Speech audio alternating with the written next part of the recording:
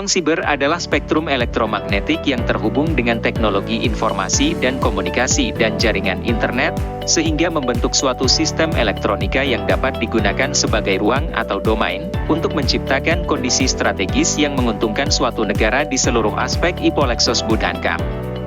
Di sisi lainnya, ruang siber juga dapat dilihat sebagai bagian dari lingkungan informasi yang merupakan penggabungan dari individu, organisasi, dan sistem, yang mengumpulkan, memproses, menyebarkan, dan bertindak atas informasi terkait, serta terkoneksi pada domain fisik seperti darat, udara, laut, dan ruang angkasa.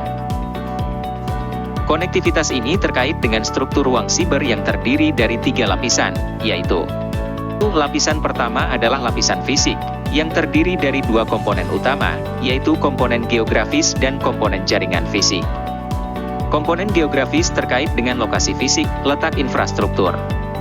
Sementara komponen jaringan fisik terdiri dari 2 subkomponen, yaitu perangkat keras, hardware, dan infrastruktur kabel, nirkabel, dan optikal. Contoh infrastruktur, satelit, BTS, serat optik, dan data center.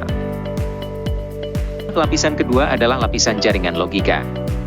Lapisan kedua ini terdiri dari serangkaian hubungan logika yang saling berkaitan antara satu jaringan dengan jaringan lainnya dalam sebuah kode pemrograman komputer untuk mengoperasikan, menukar, dan memproses data.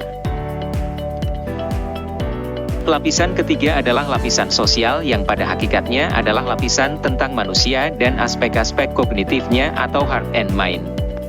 Lapisan ini terdiri dari 2 komponen utama, komponen persona dan komponen siberpersona. Komponen persona merupakan subjek manusia, aktor sesungguhnya, sementara komponen siberpersona merupakan perpanjangan dari lapisan logika yang menjadi perwakilan digital atau identitas pengguna yang berada ruang siber. Contoh komponen siberpersona antara lain alamat email, akun media sosial, nama pengguna, dan juga kata sandi.